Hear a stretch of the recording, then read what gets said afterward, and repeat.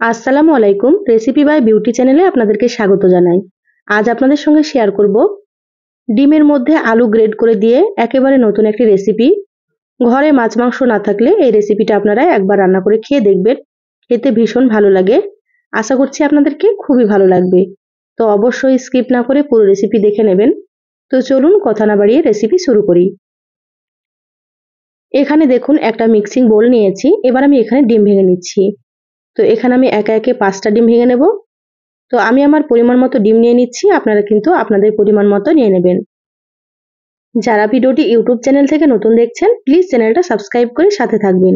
যারা Facebook page থেকে ভিডিওটি দেখছেন একটা লাইক দিয়ে পেজটা ফলো করে রাখবেন পরবর্তী ভিডিও নোটিফিকেশন পাওয়ার জন্য। দেখুন এখানে আমি 5টা ডিম ভেঙে নিয়েছি। এবার ডিমগুলোকে সাইডে সরিয়ে রেখে দিলাম। এখানে দেখুন একটা প্লেট নিয়েছি, আর এখানে একটা বড় সাইজের আলু খোসা ছাড়িয়ে খুব ভালোভাবে ধুয়ে পরিষ্কার করে নিয়েছি। এবার এখানে দেখুন ছোট্ট একটা গ্রেটার দিয়ে এভাবে করে আলুটাকে গ্রেড করে নেব।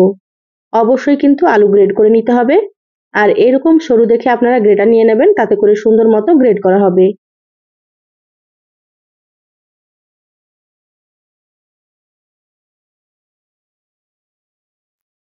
আলুটাকে যত সুন্দর করে গ্রেড করে নেবেন রেসিপিটা কিন্তু ততই সুন্দর হবে।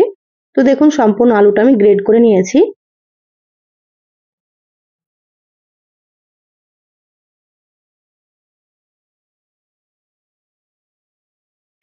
এবার আমি গ্রেড করা আলুর মধ্যে দিয়ে দিচ্ছি হাফ চা চামচ লবণ।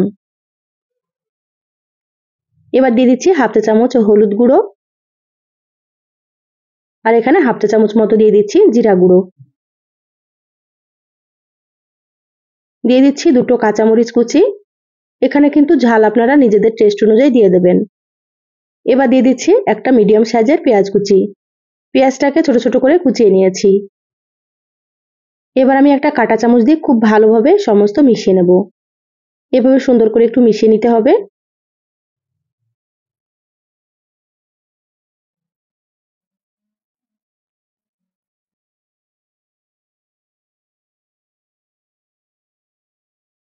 আলুর সঙ্গে খুব ভালোভাবে মশলা মিশিয়ে নিয়েছি। এবার আমি এখানে ডিমগুলো দিয়ে দিলাম।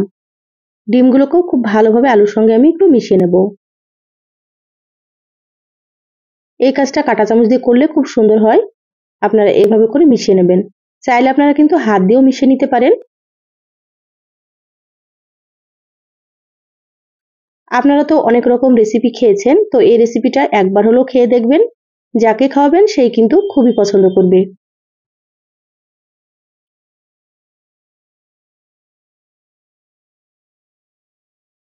দেখুন ডিম আর আলু খুব ভালোভাবে মিশিয়ে নিয়েছি।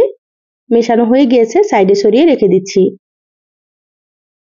এবার গ্যাস অন করে দিয়ে দিলাম একটা ফ্রাই প্যান। ফ্রাই প্যানে দিয়ে দিলাম 1 টেবিল চামচ সর্ষের তেল।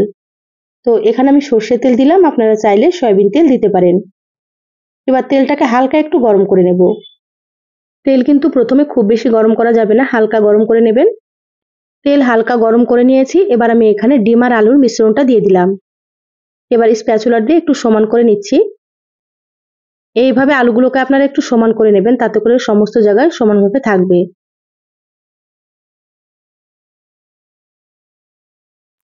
এবার গ্যাসের আঁচ লোতে রেখে 10 মিনিট এটাকে আমি রান্না করে নেব। অবশ্যই আপনারা কিন্তু গ্যাসের আঁচ লোতে রাখবেন, না হলে কিন্তু নিচের পাশটা পুড়ে যাবে। দেখুন 10 মিনিট পর আমি ঢাকাটা খুলে নিলাম। এবার দেখে নেব নিচের পাশটা হয়েছে কি। সুন্দর মতো হয়ে গিয়েছে। এবার এটাকে উল্টে নিতে হবে। এবার ফ্রাই প্যানের উপর একটা প্লেট দিয়ে দিচ্ছি। প্লেটটা দিয়ে উল্টে নেব। আপনারা এইভাবে করে একটু উল্টে নেবেন। দেখুন সুন্দর করে উল্টে নিয়েছি, আর কতটা সুন্দর হয়েছে দেখুন। আবার আমি সাবধানে একটু ফ্রাই প্যানে দিয়ে দিলাম। ঢাকা দিয়ে আবারও 2 মিনিট এটাকে রান্না করে নিতে হবে। তাহলে আবারও নিচের পাশটা সুন্দর মতো হয়ে যাবে। দেখুন 2 মিনিট হয়ে গিয়েছে, ঢাকাটা আমি খুলে নিলাম। নিচের পাশটাও কিন্তু সুন্দর মতো হয়ে গিয়েছে। এভাবে করে আপনারা একটু দেখে নেবেন। এবার প্লেটে তুলে নিচ্ছি। আর এটা কিন্তু খুব বেশি পোড়ানো যাবে না, এইভাবে করে আপনারা ভেজে নেবেন। তো প্লেটে তুলে রেখে দিলাম ঠান্ডা হওয়ার জন্য। গ্যাসে আবারও একটা কড়াই দিয়ে দিলাম। দিয়ে দিচ্ছি এখানে সর্ষের তেল। তো এখানে আমি 1.5 টেবিল চামচ সর্ষের তেল দিয়ে দিলাম। তেলটা হালকা গরম হলে এখানে আমি হাফ চা চামচ দিয়ে দিলাম গোটা জিরা। এবার জিরাগুলোকে একটু ভেজে নেব। এইভাবে তেলের মধ্যে জিরা দিলে কিন্তু ফ্লেভারটা খুবই সুন্দর আসে। দেখুন জিরাগুলো হালকা লালচে করে ভেজে নিয়েছি। এবার আমি এখানে দিয়ে দিচ্ছি পেঁয়াজ কুচি। তো তো এখানে আমি মিডিয়াম সাইজের একটা পেঁয়াজ কুচি করে নিয়েছি। আর পেঁয়াজগুলোকে এইভাবে ছোট করে আপনারা কুচি করে নেবেন। এবার গ্যাসের আঁচ হাই হিটে রেখে পেঁয়াজগুলোকে একটু লালচে করে ভেজে নেব। পেঁয়াজগুলো নেড়েচেড়ে লালচে করে ভেজে নিয়েছি, এইভাবে ভেজে নিতে হবে। এবার আমি গ্যাসের আঁচটা মিডিয়ামে করে দিলাম। এবার এখানে দিয়ে দিচ্ছি একটা টমেটো কুচি। টমেটো দিলে কিন্তু রেসিপিটা খেতে ভালো লাগে। আর টমেটোগুলো এইভাবে ছোট ছোট করে আপনারা কুচি করে নেবেন। যদি আপনাদের হাতের কাছে টমেটো না থাকে তাহলে আপনারা টমেটো ছাড়াও কিন্তু রান্না করে নিতে পারেন। টমেটো যদি না থাকে তাহলে আপনারা এখানে একটু পেঁয়াজটা বেটে ব্যবহার করবেন। এবার দিয়ে দিলাম স্বাদ মতো লবণ, হাফ চা চামচ আদা বাটা, আর দিয়ে দিলাম হাফ চা চামচ রসুন বাটা। গ্যাসের আঁচ মিডিয়ামে রেখে আবার একটু ভেজে নেব, যাতে করে আদা রসুনের কাঁচা গন্ধটা চলে যায় আর টমেটোগুলো সুন্দর নরম হয়ে যায়। প্রথমে লবণটা দিয়ে দিলাম, লবণ দিলে কিন্তু টমেটোগুলো খুব তাড়াতাড়ি নরম হয়ে যাবে। প্রায় 3 থেকে 4 মিনিট মতো খুব ভালোভাবে ভেজে নিয়েছি। এবার এখানে দিয়ে দিচ্ছি হাফ চা চামচ হলুদ গুঁড়ো, দিয়ে দিচ্ছি হাফ চা চামচ জিরা গুঁড়ো, হাফ চা চামচ দিয়ে দিচ্ছি ধনিয়া গুঁড়ো, আর এখানে দিয়ে দিচ্ছি অল্প একটু মরিচের গুঁড়ো। এখানে আমি কাঁচামরিচ ব্যবহার করব, সেজন্য অল্প করে মরিচের গুঁড়োটা দিয়ে দিলাম। আপনারা যেমন ঝাল খাবেন সেভাবে দিয়ে দেবেন। এবার দিয়ে দিচ্ছি সামান্য একটু কাশ্মীরি মরিচের গুঁড়ো। কাশ্মীরি মরিচের গুঁড়োতে ঝাল হবে না, আমি কালারের জন্য দিয়ে দিলাম। আপনারা চাইলে এটা দিতেও পারেন বা আপনারা এটা বাদ দিতেও পারেন। এবার কিছুটা পরিমাণে পানি দিয়ে দিলাম। পানিটা কিন্তু অবশ্যই আপনারা এখানে দিয়ে দেবেন, না হলে শুকনো মশলাগুলো পুড়ে যাবে। পানি দেওয়ার পরে খুব ভালোভাবে নেড়েচেড়ে মিশিয়ে নিলাম। এবার আমি এখানে ঢাকা দিয়ে মশলাগুলোকে খুব ভালোভাবে একটু কষিয়ে নেব। মশলা যত ভালোভাবে কষানো হবে রান্নাটা কিন্তু ততই বেশি ভালো লাগবে খেতে। আর এখানে আমি যতটা পরিমাণে রান্না করছি সেই পরিমাপে মশলা দিয়ে দিলাম। আপনারা এর থেকে বেশি রান্না করলে মশলার পরিমাণ বাড়িয়ে দেবেন, আর যদি এর থেকে কম রান্না করেন তাহলে মশলার পরিমাণ আপনারা একটু কমিয়ে দেবেন। দেখুন 5 মিনিট পর ঢাকাটা আমি খুলে নিয়েছি। মশলা খুব ভালো মতো কষানো হয়ে গিয়েছে। দেখুন সুন্দর তেল ছেড়ে দিয়েছে মশলা থেকে। এবার আমি এখানে দিয়ে দিচ্ছি পরিমাণ মতো ঝোলের পানি। আপনারা এখানে যেমন ঝোল রাখতে পছন্দ করবেন সেইভাবে করে এখানে পানি দিয়ে দেবেন। তো এখানে আমি 1.5 কাপ মতো পানি দিয়ে দিলাম। আমি খুব একটা বেশি ঝোল রাখবো না, সেজন্য অল্প করে একটু ঝোল রাখবো।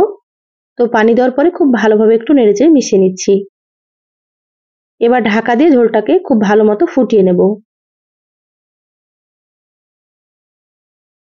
ঝোলটা ফুটতে থাক। এখানে দেখুন ডিমটা ঠান্ডা হয়ে গিয়েছে। এবার একটা ছুরি দিয়ে কেটে নেব। তো এখানে আমি আমার পছন্দ মতো সাইজ করে কেটে নিচ্ছি। আপনারা কিন্তু আপনাদের পছন্দ মতো সাইজ করে কেটে নেবেন। আর আমার চ্যানেলে আরো অনেক রেসিপি আছে, চাইলে কিন্তু আপনারা দেখে নিতে পারেন। আমি সবসময় ঘরে থাকা উপকরণ দিয়ে রেসিপিগুলো দেখানোর চেষ্টা করি। খেতে ভীষণ ভালো লাগে। আপনারাও কিন্তু একবার রান্না করে খেয়ে কমেন্ট করে জানাবেন আপনাদেরকে কেমন লেগেছে। দেখুন এখানে আমি একটু বড় বড় করে কেটে নিলাম। আপনারা আপনাদের মতো করে কেটে নেবেন। আর কতটা সুন্দর হয়েছে দেখুন। আপনারা এগুলো কিন্তু এমনিতেও খেতে পারেন, এমনিতেও খেতে খুব ভালো লাগে। এবার দেখুন কড়াইয়ের ঢাকনাটা আবার আমি খুলে নিচ্ছি। ঝোল সুন্দর মতো ফুটে গিয়েছে।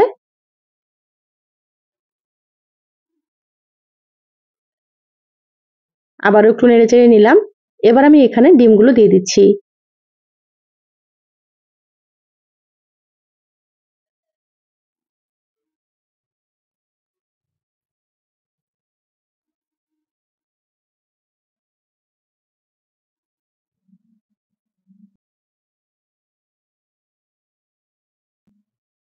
সম্পূর্ণ ডিমগুলো দিয়ে দিলাম।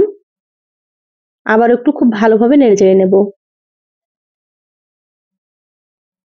এবার আমি এখানে দিয়ে দিচ্ছি 3টে চেরা কাঁচামরিচ। এই পর্যায়ে কাঁচামরিচটা দিলে ফ্লেভারটা কিন্তু খুবই সুন্দর আসে। এবার ঢাকা দিয়ে 10 মিনিট মিডিয়াম আঁচে রান্না করে নেব। তারপরে আপনাদেরকে আমি দেখাচ্ছি। দেখুন মিডিয়াম আঁচে 10 মিনিট রান্না করে নিয়েছি। ঢাকাটা খুলে নিলাম। আগের থেকে কিন্তু ঝোলটা অনেকটাই কমে গিয়েছে। এবার হালকা হাতে একটু নেড়েচেড়ে নিতে হবে। এখানে আমি ঝোলটা এরকমই রাখবো। আপনারা যদি এর থেকে বেশি রাখতে চান তাহলে কিন্তু পানির পরিমাণ একটু বাড়িয়ে দেবেন। দেখুন হালকা হাতে একটু নেড়েচেড়ে নিয়েছি। এবার আমি এখানে দিয়ে দিচ্ছি হাফ চা চামচ গরম মশলার গুঁড়ো। রান্নার শেষে গরম মশলার গুঁড়োটা দিলে ফ্লেভারটা কিন্তু খুবই ভালো আসে। আপনাদের কাছে যদি গরম মশলার গুঁড়ো না থাকে তাহলে আপনারা এখানে ভাজা জিরার গুঁড়ো একটু দিয়ে দেবেন। ভাজা জিরার গুঁড়োটা দিলেও কিন্তু ফ্লেভারটা ভালো লাগে। এবার হালকা হাতে মশলাটাকে মিশিয়ে নিচ্ছি।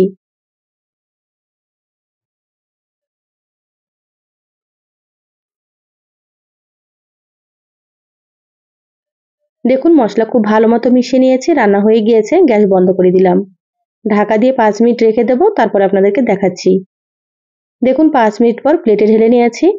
মাশাআল্লাহ দেখতে কতটা সুন্দর হয়েছে দেখুন, খেতেও কিন্তু ভীষণ ভালো লাগে। আপনারা অবশ্যই এভাবে একবার রান্না করে খেয়ে দেখবেন, মাছ মাংসের স্বাদকেও কিন্তু হার মানাবে। তো সহজ রেসিপিটা কেমন লাগলো চ্যানেলের কমেন্ট বক্সে জানাবেন। ভালো লাগলে লাইক দিয়ে ভিডিওটা শেয়ার করে দিবেন। সবাই ভালো থাকবেন, সুস্থ থাকবেন। দেখা হবে আবারও কোনো নতুন রেসিপিতে। ধন্যবাদ সবাইকে। আল্লাহ হাফেজ।